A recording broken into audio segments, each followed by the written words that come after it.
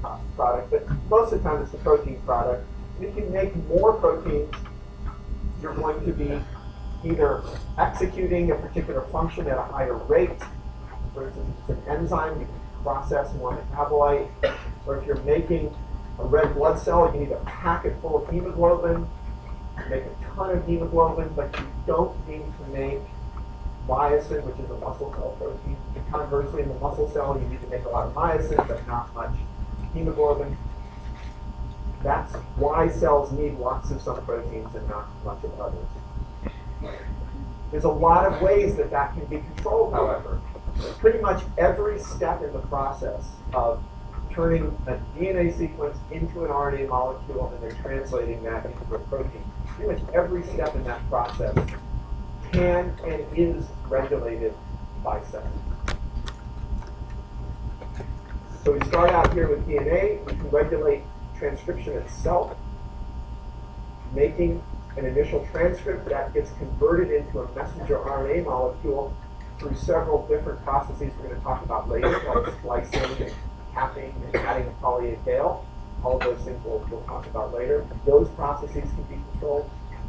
The export of the mRNA out of the nucleus and into the cytoplasm can be controlled. Which ribosomes it goes to and which transcripts get on the ribosome or not can be controlled. The process of translation can be controlled. Turnover rates for both the RNA and the protein can be controlled. And the protein itself is often processed. It could be cleaved into a smaller protein, phosphates could be added, sugar molecules could be added, and so on and so forth. Interactions between proteins can be controlled.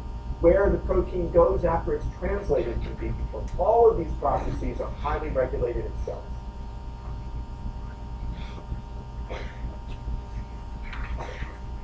So I want you to put your pencils down and think a little bit about some of the many reasons why cells need to do this so carefully.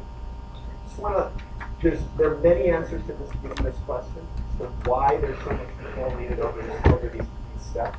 So I want you to just brainstorm and come up with as many different reasons as you can.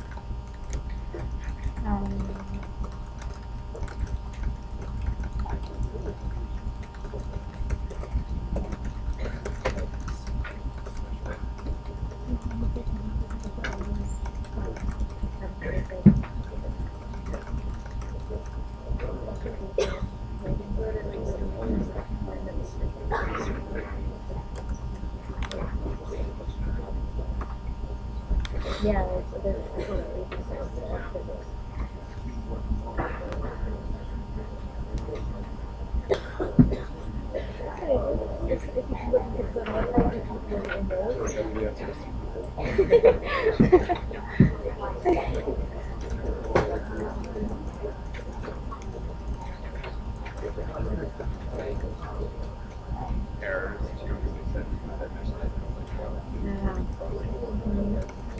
we don't want faulty protein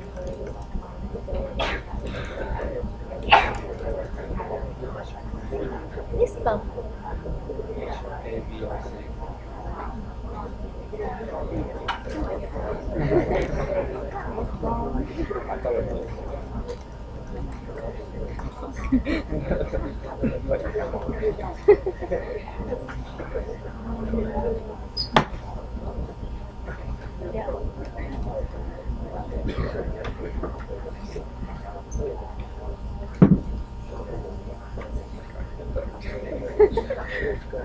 I look at it and think.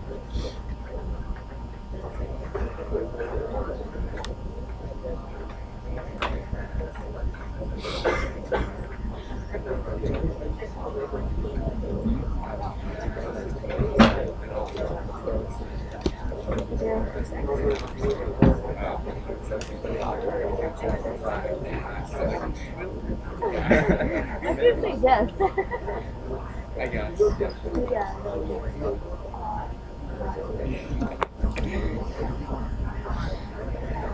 What is that talking about? Wait, I'll still try my talking. Take it time.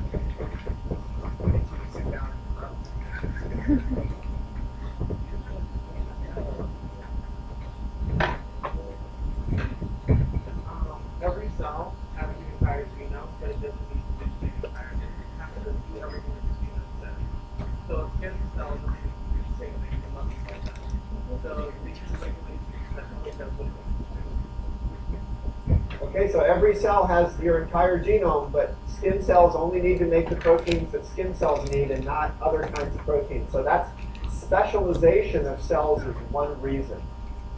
What else?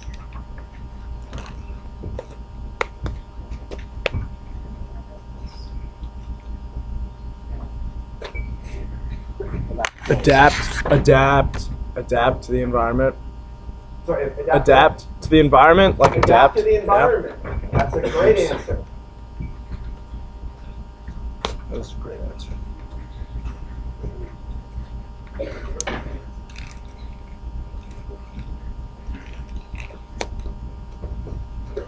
Yeah, what you said with the cells are specialized, so basically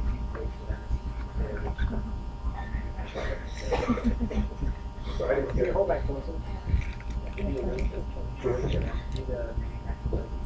Right. So it would be a waste of energy to produce proteins that a particular cell doesn't need. That's also a good answer. What else?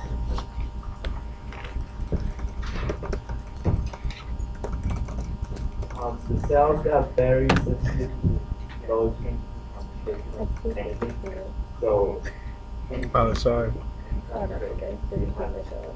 know.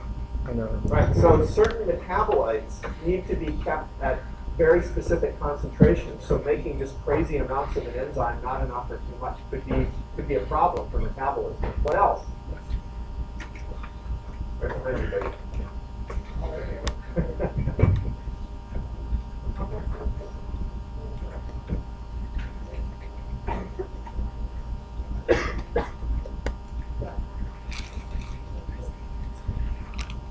Right, some proteins need to operate in specific locations within the cell, so those processes have to be regulated. Let's take one more. It's all good.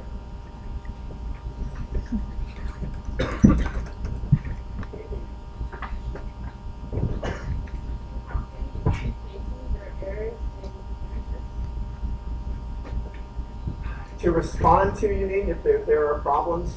Yeah, so cells are very responsive. They're responsive to wounding, they're responsive to changes in physiology, they're responsive to environmental stresses. In some cases, they can be responsive to mutations and make more of one copy if the other copy is bad. There is some ability to do that.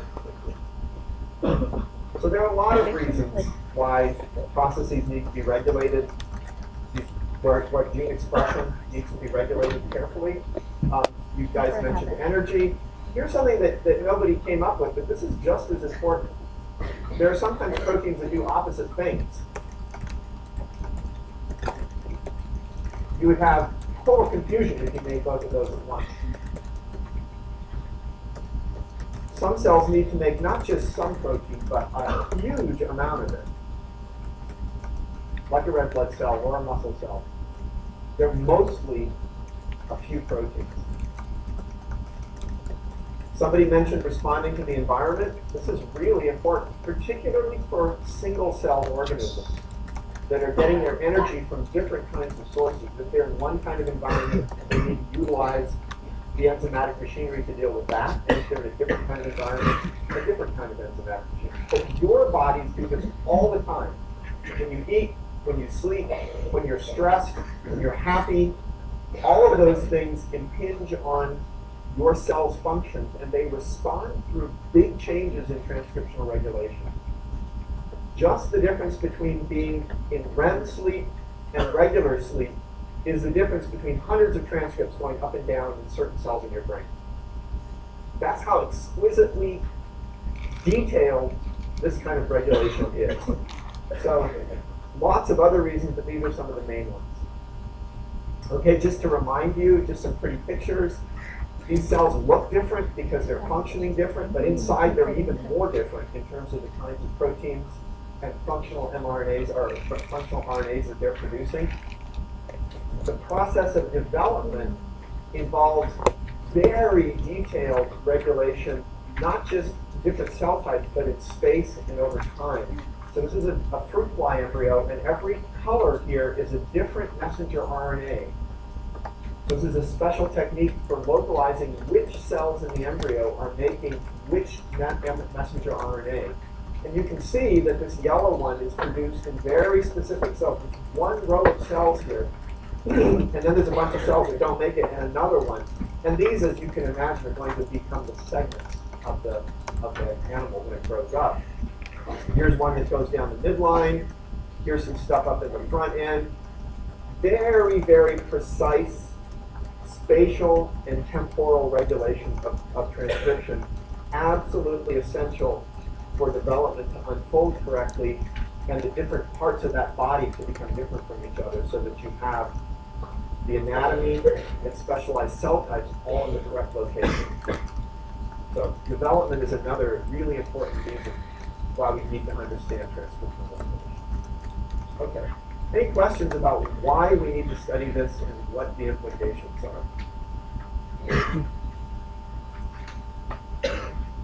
We don't like to just ask you to learn stuff. We like you to understand why it's important. So remember that. Okay, so let's talk now about the two major components of transcriptional regulatory systems. And I want you to just start out by thinking about why cells regulate so much of their gene expression at the step of transcriptional initiation. I'm just going to tell you that's true and ask you to think about why it might be the case. Why that step in the process, why is it the most important step for most genes in terms of their expression, as opposed to some other step in that flow chart I showed you earlier? Why the step of transcriptional initiation? Why not RNA processing? Why not translation? Why not degradation of mRNA? So stop and think about that.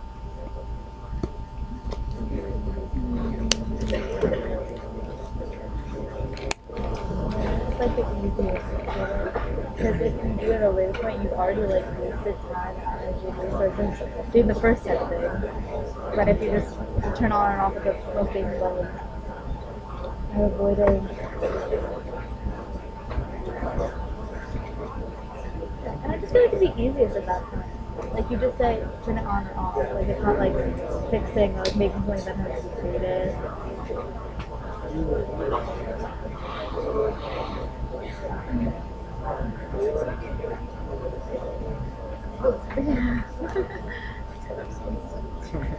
And it's a pretty like big cover.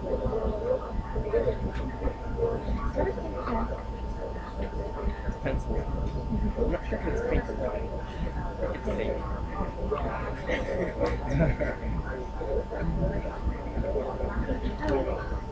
You are really slow. You're like. I was just seeing if you would get it. Yeah. Okay. There you go. Exclamation of surprise. Well, I was Wait, really I'm bad gonna stressed. Oh no. So I read on my phone and like big literally and you like 12 is like favorite like if you like the things you don't like. If I don't like I specifically put down pink. And I think my big just like kind of like funny. Like my first like package literally 2 out of 3 shirts are pink. Like this is a joke. It's big letter day, yeah. It's like letter day. Did I actually read All right, that? more answers. So what's that? Why is transcriptional initiation such an important point in regulation of gene expression?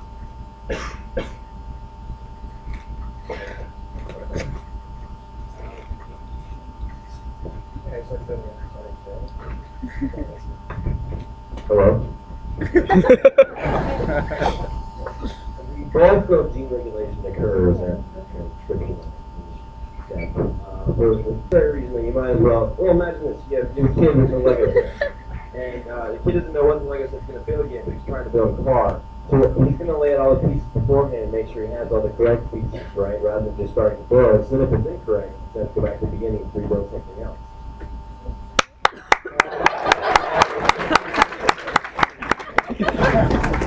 We're gonna get your socks. Wow. That's a passionate answer. Well, Yeah. And by the way, guys, analogies are often a good way to understand these things. So I didn't understand that. What other reason? Wait, not sure if we just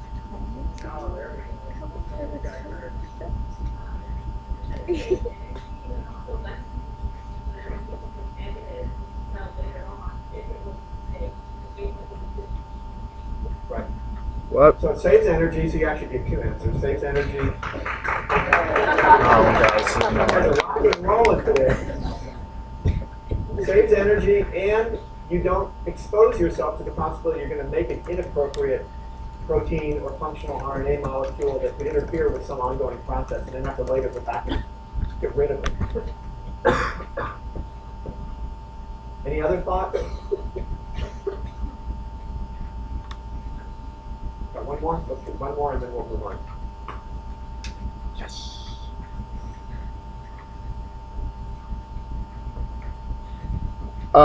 Since it's inside the nucleus, it's like protected from outside factors that might try and influence regulation. Since the nucleus like protects. That's an interesting thought. I actually hadn't thought of that. So it's inside the nucleus. If you control the process there, then things aren't out where a lot of stuff's happening in the cytoplasm or the cell surface. I suppose that's reasonable. Yeah. All right, that's great. Works for me.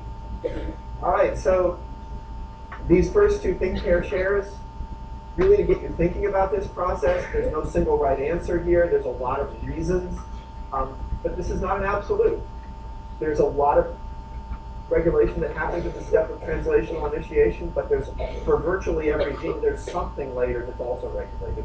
Whether it's the turnover of the RNA, the turnover of the protein, the modification of the protein, the transport of, there's all sorts of different things that can happen. But this one's important for pretty much every gene. Transcriptional initiation, because if you don't do this, you can't do anything else. There's nothing to regulate if you don't at least turn the gene on. And we know from just simple observation that most genes are not on all the time. Almost every gene is on at higher or lower levels or on or off under different circumstances, which tells us that pretty much every gene gets regulated at least at this step, if not at the division step. Okay.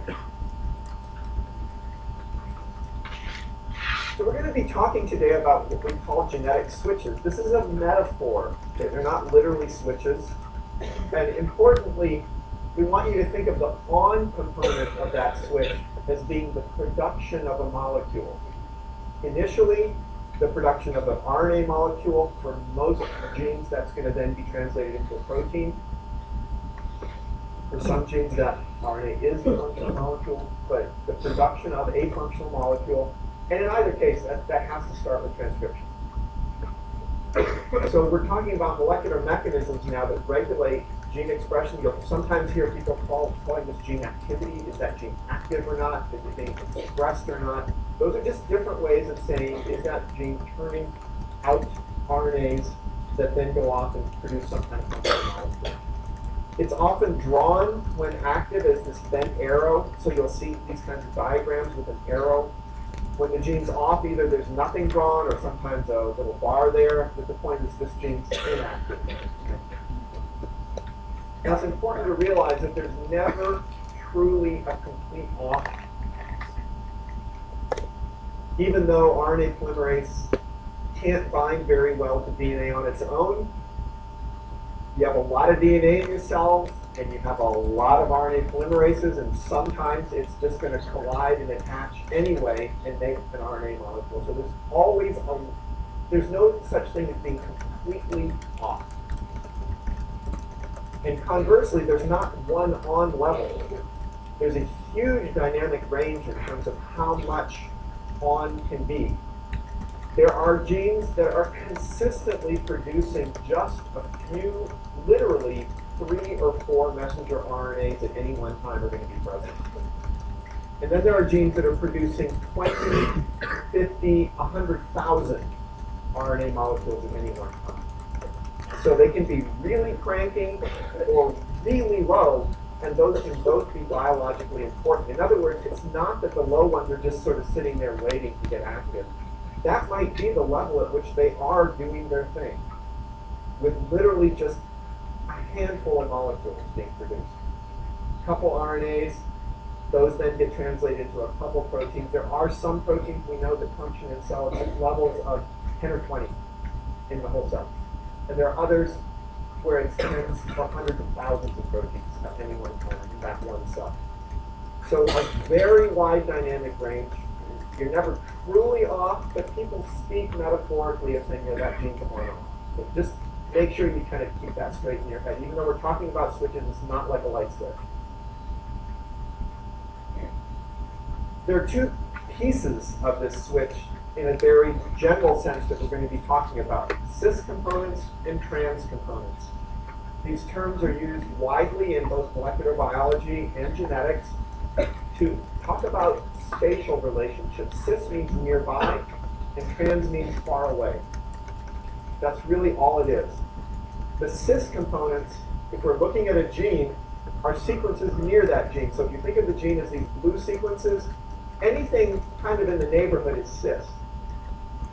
And the cis components of genetic switches are DNA sequences near the gene. Now, we're using gene in an expanded sense. You're often going to see genes used just as the coding region or the transcript region. So think of this as the transcriptional unit, and this is the promoter for that transcriptional unit, and this is another regulatory element near the transcription unit. In the broad definition, all of that's part of the gene. In the narrow definition, just this is part of the gene. There's two main kinds of cis components that we're going to be looking at. Promoters, which we talked about last time. You remember that's where RNA polymerase binds. The promoter orients the polymerase molecule, it positions it correctly, and the polymerase molecule then goes across, or the complex goes across the gene and makes an RNA. You'll sometimes hear promoters described as core promoters or basal promoters. Those are other terms that get used. This is a field where there's a lot of terminology inconsistency, but we're going to just call these promoters usually. And as I mentioned last time, in eubacteria, there are two particular sequences, the consensus sequences of -10 and -35 that constitute the bacterial promoters, or eubacterial promoters. In eukaryotes, they're more complicated. There's often something called a kata box. Steve's going to tell you a lot more about eukaryotic promoter structure next week. But it has some similarities to eubacterial promoters, but there are also some differences. Every gene has to have a promoter, or the RNA polymerase can't bind, and you can't make an RNA. So that's an essential piece. Almost every gene has other regulatory elements. And the names are so complicated and heterogeneous and inconsistent that we're not going to spend a lot of time worrying about them, but just be aware a common name for another regulatory element is something called an enhancer. There are also upstream regulatory elements, upstream activating sequences, up sequences, insulator sequences, locus control region, boundary region elements, all kinds of things. In general, we're just going to think of them as other regulatory sequences that are outside of the core. Something important to know about these other sequences is they don't have a specific spatial relationship to the transcription unit. The promoter does. It defines the transcriptional unit. It is where the polymerase is going to sit down. So the promoter has a specific spatial relationship and a specific orientation relative to where the gene sits, the rest of the gene sits. These other regulatory elements don't have consistent positions. So from gene to gene, you don't know you're always going to look there. It might be over here, it might be over there. It might even be on the other side of the gene. It could be very far away. It could even be in the intron of a neighboring gene. So there's no regularity, no predictability about where those other regulatory sequences are going to be. But the promoter, you know where that is because that defines the transcription. Any questions about the cis components? I'll say a little bit more about this. This is the general concept of what we're talking about here. These sequences are landing pads or binding sites for proteins that are going to regulate transcription. So they're the DNA side. The cis components are the DNA side around the gene of interest. Okay, any questions about that?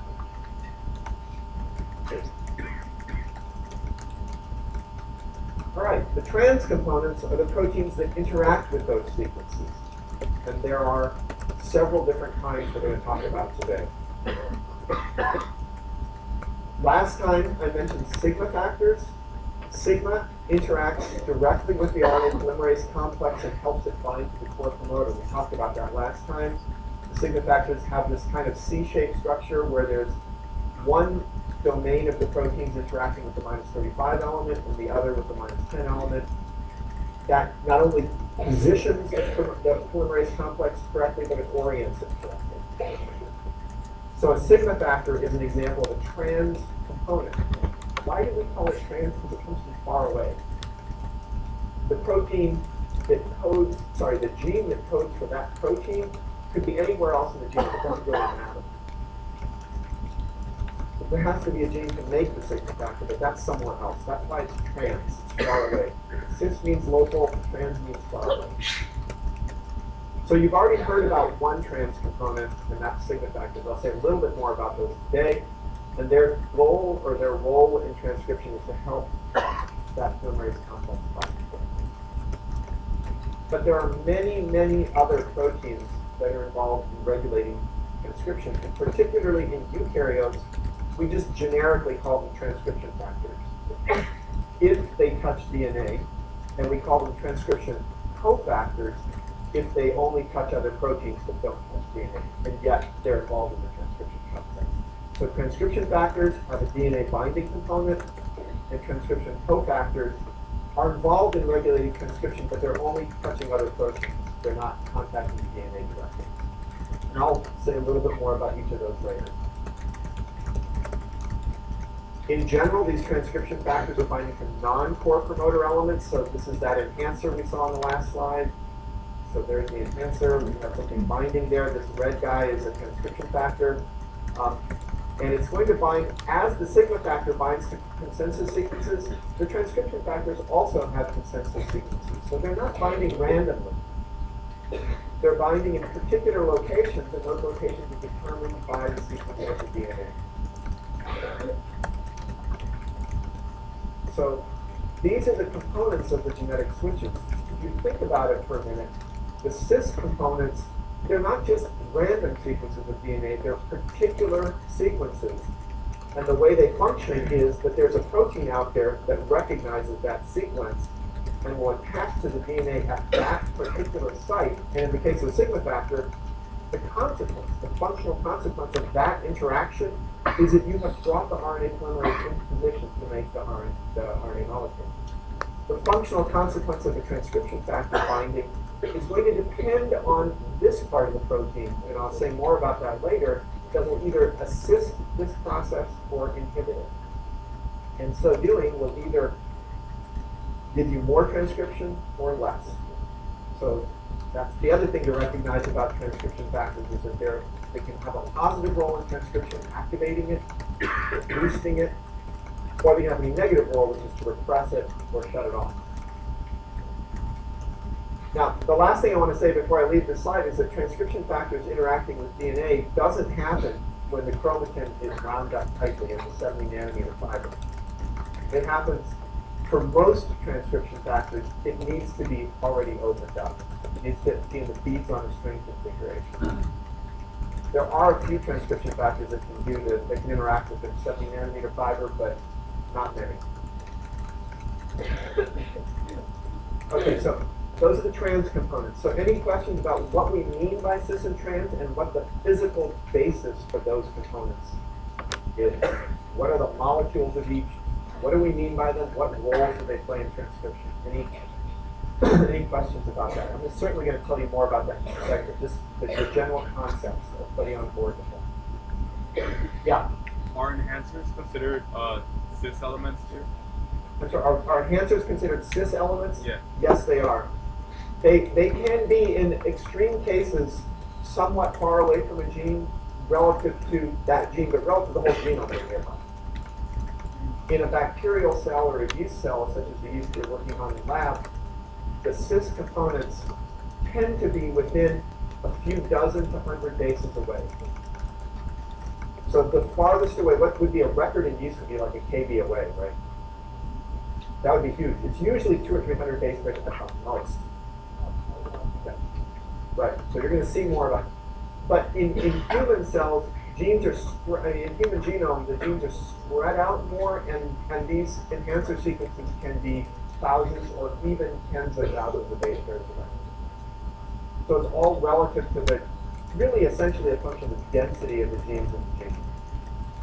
Yeah.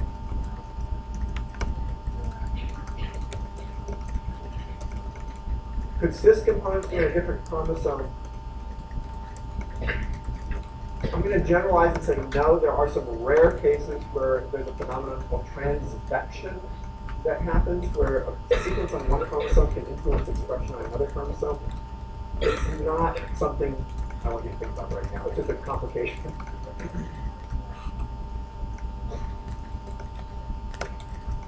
Correct. No, it would not be one because it would be on a different chromosome. So, yeah. But let's not, I mean, that's a very kind of special case. Yeah. There really isn't a difference between core and basal. The reason for the confusion, historically, very different groups of people that studied transcriptional regulation, they kind of came up with their own nomenclature.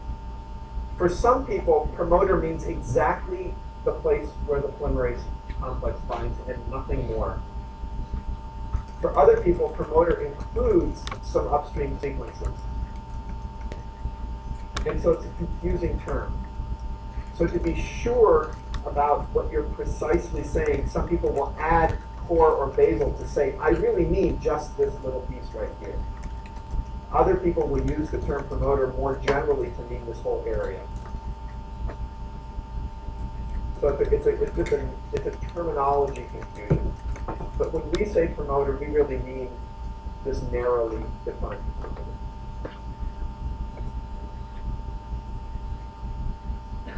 Yeah.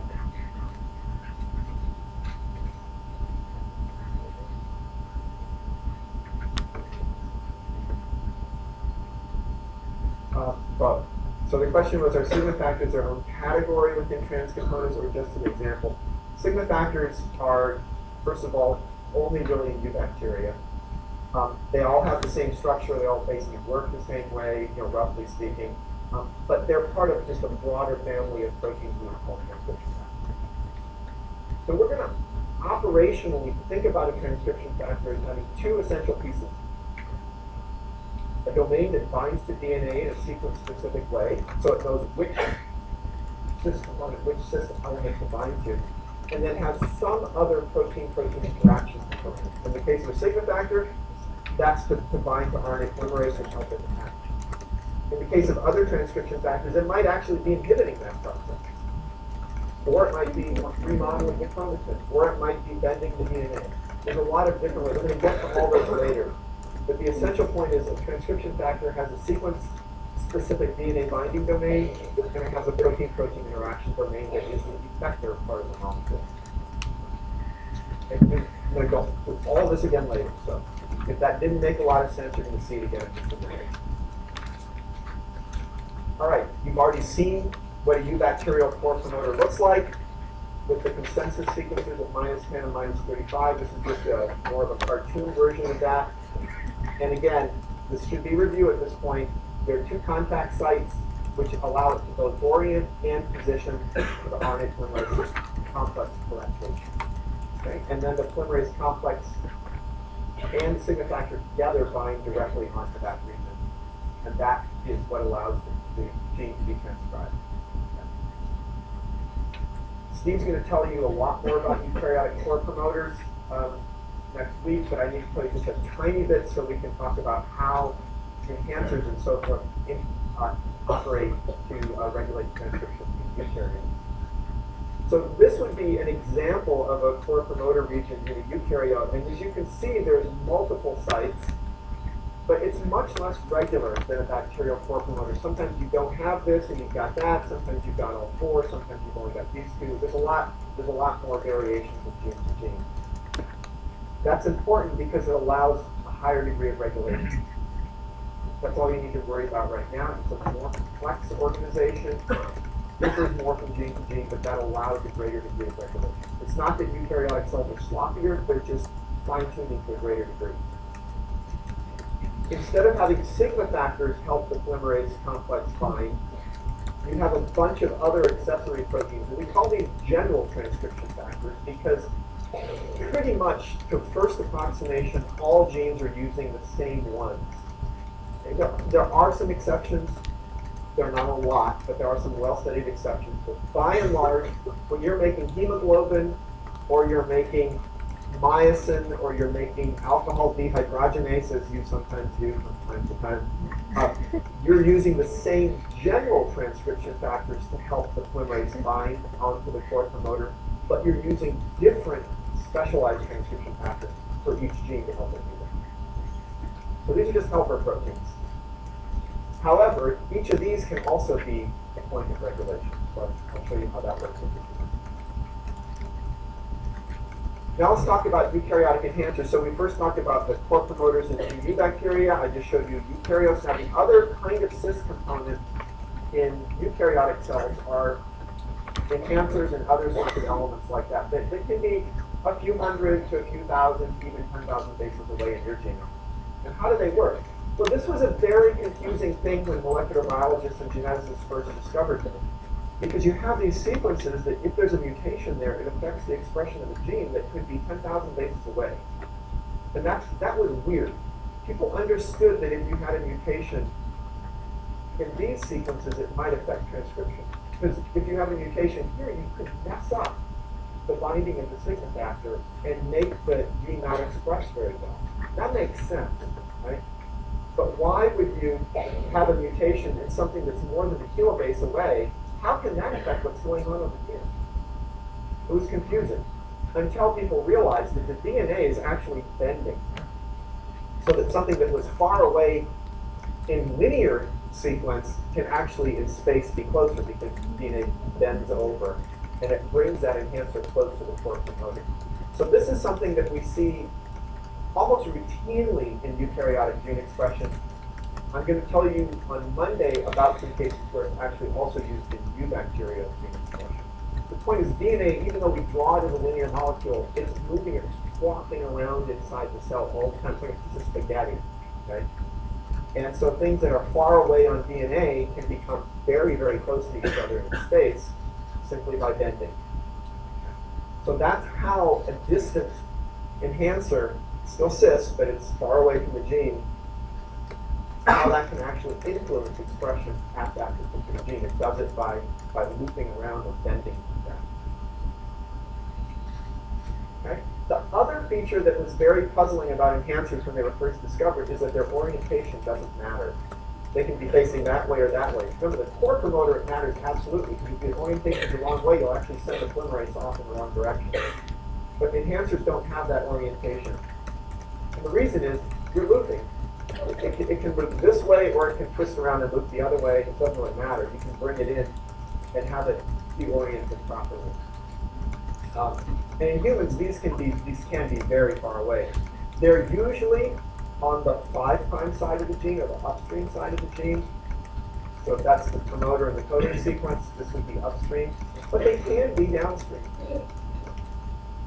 So their position is very irregular. There's no universal. Yeah.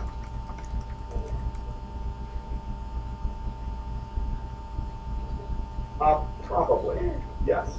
Because you're dealing with, and I'm hedging a little bit, because some of these things bind as dimers, so it wouldn't matter. If the proteins are binding as dimers, it wouldn't really matter, right? Because it's mirror image, the same thing. So that's another reason why orientation may not matter. Yeah.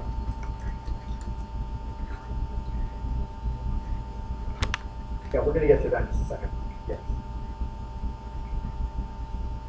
Yeah.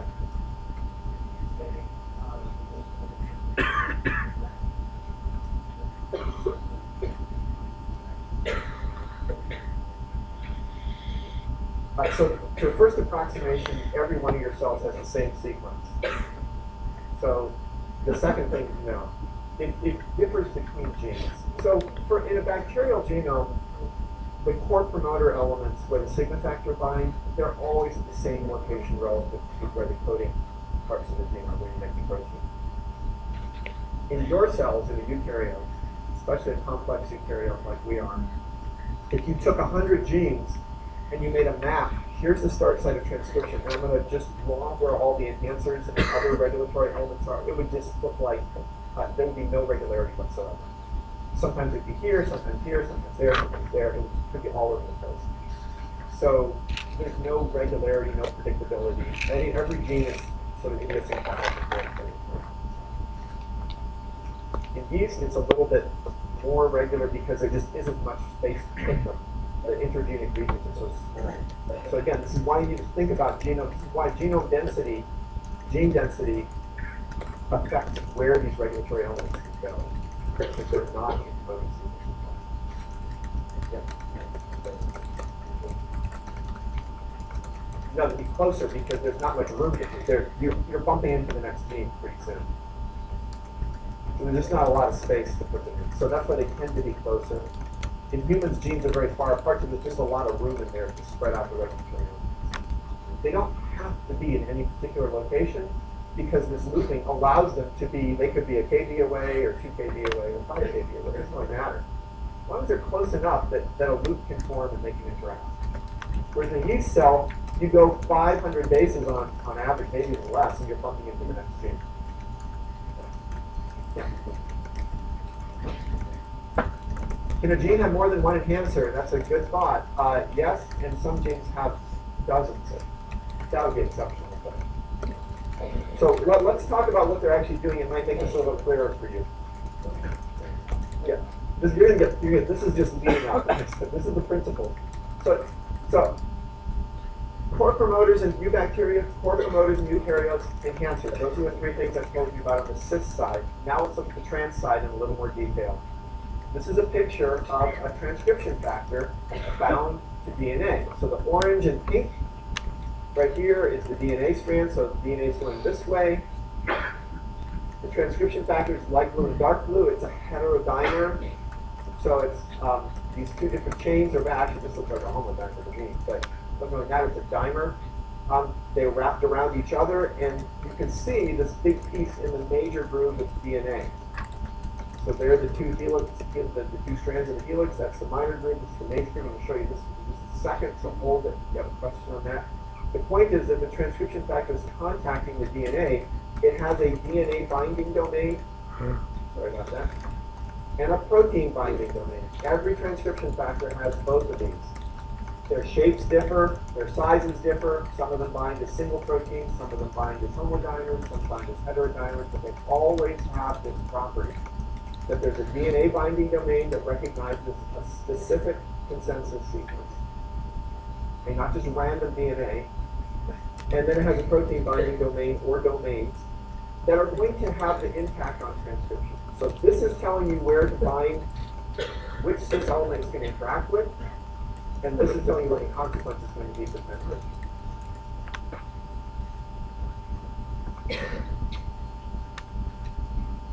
Just to show you a little bit more about how transcription factors interact with DNA, first I want you to just think about what you learned about restriction enzymes and how they recognize specific DNA sequences. There are a lot of similarities as to how transcription factors recognize specific sequences. It's the same basic process. So you can see here the double helix. Here's an alpha helix lying inside the major groove. I'm going to show you a video now so you can see this a little bit better. Okay, so the yellow here is a transcription factor. Can you guys see that? I'm going to turn this down. See that? There we go. All right, so the yellow is a transcription factor. And what you can see, there's the helix, okay, so you're looking down the end of the helix. You can see that one of those alpha helices is inserted into the helix, okay, so it's inside the helix. And you can see that it's the major groove, right? Because see how far apart those two strands are relative to these? So that's the minor groove, that's the major groove. You should definitely be able to tell the difference between the major and the minor grooves by eye now, without someone having to point them out to you. What you can see is that that alpha helix is lying right inside the major groove. Okay? So that if you now tip it, see? It's lying right inside that major groove. And that gives it access to the most bases to distinguish sequences. So the function here is it's trying to find a particular sequence, and when it finds it, it's going to stop and attach, just like the restriction enzyme did, and that's where it does its thing. Right? What defines a cis element, like an enhancer, is the presence of a consensus binding site for a particular transcription factor. If you change the sequence, there's nothing magical about that cis element. There's nothing different. It's just regular basis. It's the particular sequence that defines its activity. If there's a protein in the cell that can bind to that, a transcription factor, and if that transcription factor has a consequence on transcription, which it will, then wherever that sequence is, nearby genes are going to be affected. It's a kind of a code saying this transcription factor is going to regulate this gene. Now, why the major groove? So this came up with regard to restriction enzymes, so I wanted to just take a minute and make sure this is really, really clear, because your book has some nice diagrams about this. So we're looking down on a CG base pair and an AG base pair. The major groove lies on this side, and the minor groove lies on this side. Again, major groove, minor groove. Now what I want you to do is look across here. You can see a hydrogen, a double bonded oxygen making the hydrogen bond with another hydrogen, and a nitrogen. So you've got some features here that are in color that distinguish this base pair from this base pair. Over here you've got a methyl group, double bonded oxygen, hydrogen, and nitrogen. That's a different molecular anatomy, if you will, in the major groove if it's an AG versus a CG. In the minor groove, however, you've only got this double bonded oxygen and hydrogen. And here you've got a double bonded oxygen and nitrogen. So what that means is blue is blue. You can't tell whether you've got an A over here or a T. You can tell the difference between a C and a G or an A and a T. But you can't tell which you have, whether it's a C or a G, or whether it's an A or a T. So you can only distinguish one thing. It's a CG base pair or an AG base pair, but you don't know which way it's facing. So you have ambiguity in the minor groove. In the major groove, in contrast, every base has a different code, if you will, in terms of what you can see coming in terms of the molecular anatomy of the base pair. Okay. There's just more information here than there is here. And that's why restriction enzymes, transcription factors, and any other proteins that interact with DNA in a sequence-specific way tend to be interacting with the major position. Okay. Any questions about that? Okay. And so what happens is we've got, here's an alpha helix with some side chains coming off. This is asparagine. That's the tip of the side chain. That's the asparagine again. And setting up hydrogen bonds with specific parts of the base pair. And if you've got a couple amino acids in here, you can look at a couple consecutive base pairs and identify where you are on the DNA molecule. You can find a particular consensus sequence. All right, any questions about the cis and the trans components? So again, the cis components are sequences. They're nothing more than sequences of DNA. The trans components are proteins that recognize those sequences. Now let's put the two together and see how they work to produce regulatory mechanisms. All right, now I want you to start out by thinking about the sigma factors that we talked about in the previous lecture. So they're the most familiar case to you at this point of what a cis-trans interaction can be. And I want you to think about the following question. Different sigma factors regulate different sets of genes, or they activate or turn on different sets of genes. How do you think they do that? How can two different sigma factors turn on different genes? Okay? Pair share.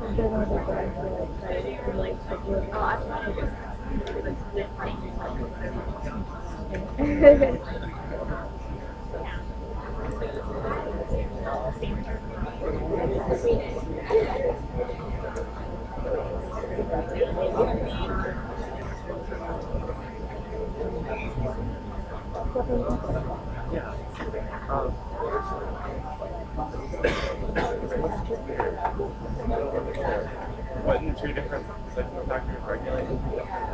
Yeah, that's what I was Like, is it one of those different supposed to be the same? yeah, that's what I was I feel like, because I was like, yeah, like, isn't that supposed to happen? like why would they? Yeah, I don't.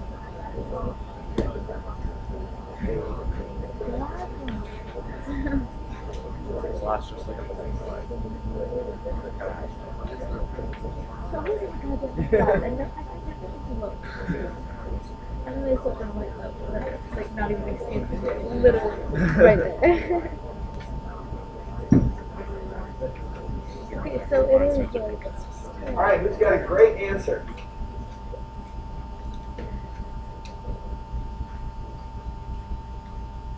Okay, who's got an answer?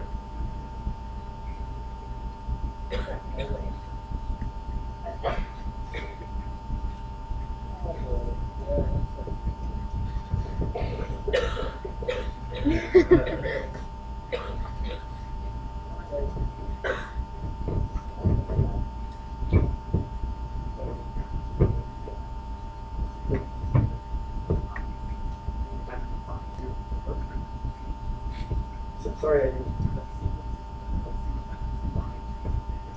Right, okay, so that's the essence of it. The sequences that the sigma factor bind to are different. So each sigma factor binds to a different consensus. And if you have the consensus for one sigma factor in front of gene A, and the consensus for a different sigma factor in front of gene B, you're going to regulate gene A with the first sigma factor and gene B with the second sigma factor. So if you can control the presence and absence of sigma factors, you can control the presence and absence of which genes are being transcribed. That's the essence of it. It takes both the cis component and the trans component to set a genetic switch and operate it.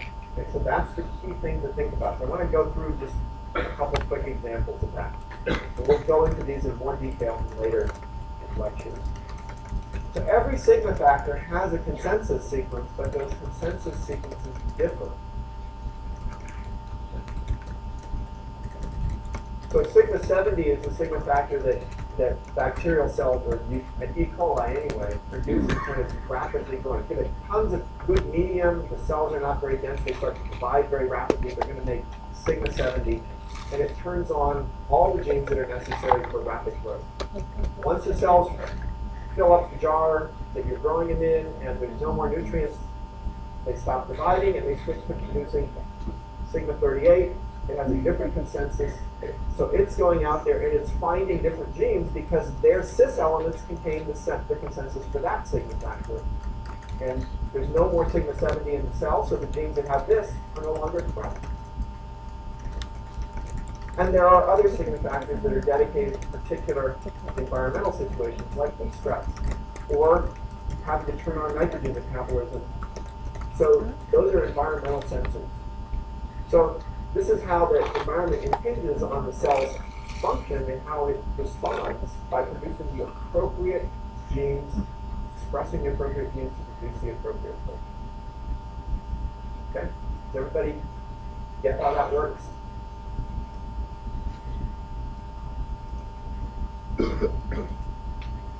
I'm going to let you look at this on your own. It's a diagram of basically what I just said. I'm not going to walk through it with you. Look at it. Think about what's going on here. Basically, the idea here is that the same RNA polymerase is always present in the cells, but it's going to attach to different genes because different sigma factors are present.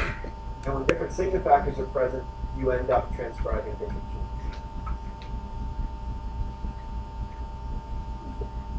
All right, back to the transcription factor structure. I showed you this before. It's an exact duplicate of the previous slide, so I don't have to go through it again. I just want to remind you that there are two functional domains, a DNA binding domain and a protein-protein interaction domain. So let's look at the protein-protein interaction. I'll get to that.